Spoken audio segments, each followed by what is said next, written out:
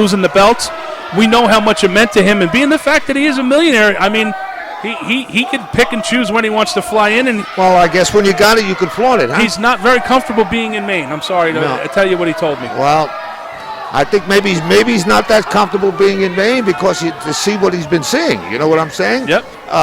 The losing streak continues for Davey Boy Bling from week to week, and I know he's not happy. You know, I'm very surprised that Davey Boy Bling has lost as many matches as he has. You know, wow, huge chop there. Oh. Makua taking it to Davey Boy Bling. I tell you what, it takes a lot of guts to get in the ring with those two guys. I'll tell you that right now. Here comes Fowler, the bigger of the two by about 75 pounds. Don't forget where these guys come from. You know, this is a way of life for them. Absolutely. I mean, to them, this is a street fight. Oh, that's not even a street fight. This is playtime at the kindergarten Exactly. class. They do this every day of their lives back in their own place. Tommy, as you know, I mean, I was responsible for bringing these two guys to the United States. I know that, Ricky. And these guys are just tough as nails. I mean, they're tougher than that. They're like granite. They walk on fiery coals. They spit and eat fire. I mean, this is stuff they do for fun. And then you got Davey Boy Bling, who's a pampered little princess. You know, he drives around in a limousine. He's got steak every night and champagne. You know, and now you can see when the chase is on, the tougher of the two teams has held the belts now in all the rematches. So far, it looks that way. But you can see it in the ring. You can see it. What is he doing? There was the tag made, and you could see the cold-hearted player, the bouncer, the enforcer of the Players Club, Danny D'Amato. He looks a little hesitant to me. Now he's making fun of him. I don't think that's the right way to go. No, that's not the right way to do it. You're not going to make friends that way, pal. The Samoans with the crowd behind them 100% in this matchup.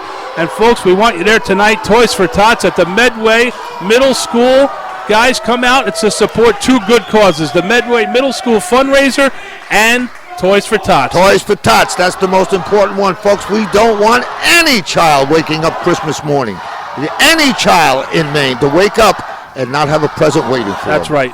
And, guys, there's very limited seating available, so go out. As minute this show is over, the minute I say goodbye, you need to get out and go purchase your tickets at the Midway Middle School double main event. Sonny Roselli taking on Scufflin' Hillbilly Larry in a street fight, no rules, anything goes, and then the hardcore matchup.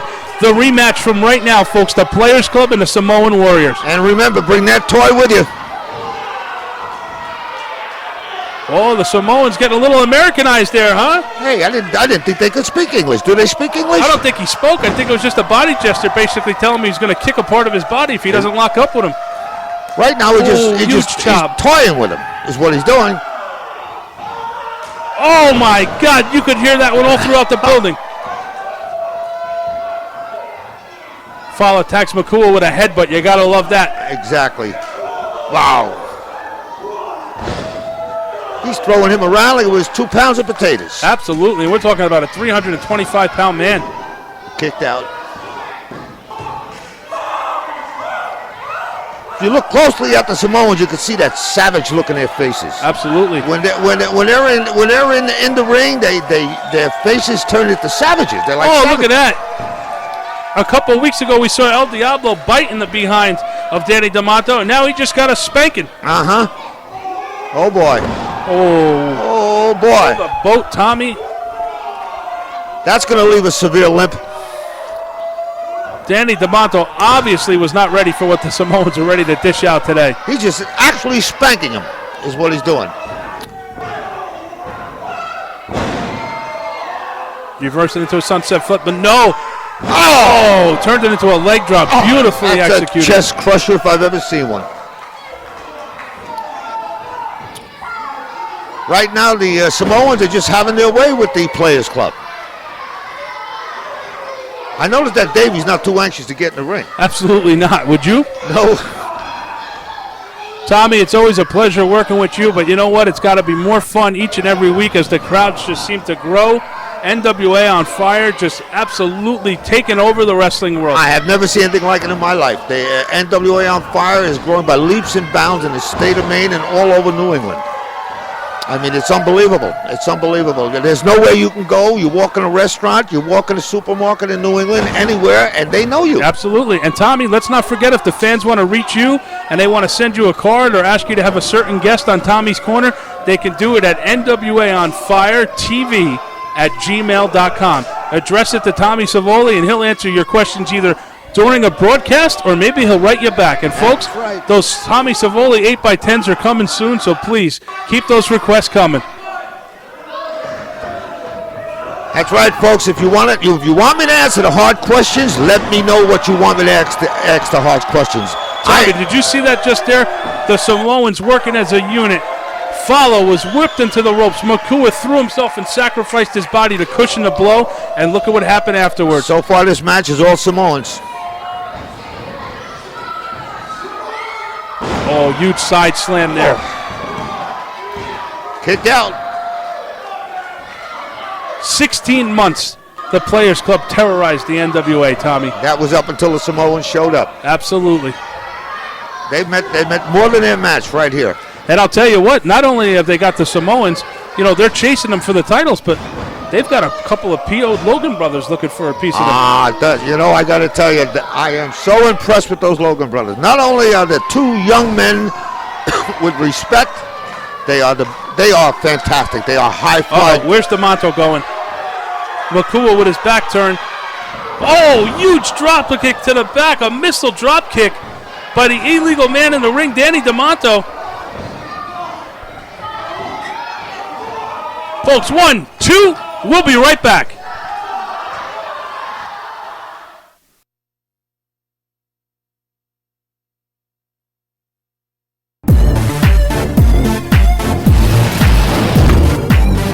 Tommy, we're back, and Danny D'Amato still terrorizing the Samoan. Makua choking him in the middle of the ring. This is a wild, wild match, Ricky O. Folks, tonight you could see more of this at the Medway Middle School No Rule Hardcore Tag Team title match against the Samoans and the Players Club. Tommy, you got to tell these people they got to be there. You got to be there, and it's going to be for toys for tots. You got to bring those toys, folks. I don't want to see any kid waking up in New England with nothing for Christmas. Believe me, it's really, really a worthy charity to give to. Tommy, do you hear the crowd with the Makua chant in the background? Tommy, have you ever imagined the Samoans would be so popular with the fans? And the kids love them. The kids love them. The kids go crazy over the Samoans. Absolutely. There you see the Players Club backing them in. Davey Boy Blink. Oh my God, do you hear those blows to the midsection? Davey Boy finally got in the ring, huh? Wow, the double team effort there. Makua just not able to fight out of the corner enough to get across the ring for a tag. But he can take it. Listen to that crowd in the background. Tommy, these Samoans, the fans love them. I tell you what, New England's crazy about the Samoans. The Samoan Warriors. Tommy, I get them mixed up. I know you do that with the famous tag team, Alpha and Sika, the Wild Samoans, who you dealt with for over 30 years in the WWF back in the day. Absolutely. They were great too. But I think these Samoans are really up there with them. Absolutely, and if anybody would know, Tommy, it's you. Everyone knows your dealings with Alpha and Sika back in the day, but I'll tell you right now, the modern version of Samoan Warriors, they're in trouble. They're not. Well, I don't know about that. They can take a lot of punishment. I've seen them do it time and time again.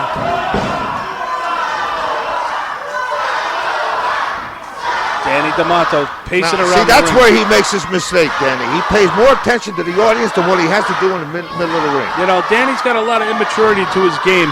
If he was able to fine-tune this, he'd be one of the most dangerous wrestlers in the world today. He's got size, agility. You're talking about a guy who hits a moonsault at 325 pounds. I tell you what, one thing he's got too much of is ego. And that's what does him in. That's the problem. Bling there with the tag, well, a supposed tag, behind the referee's back.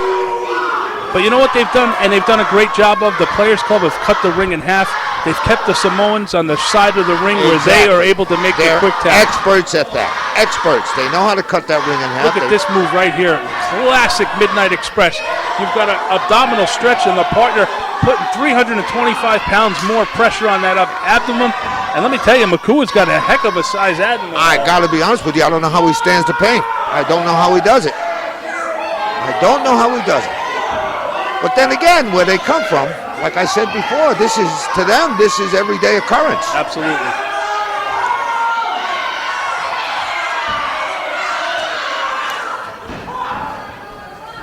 Oh!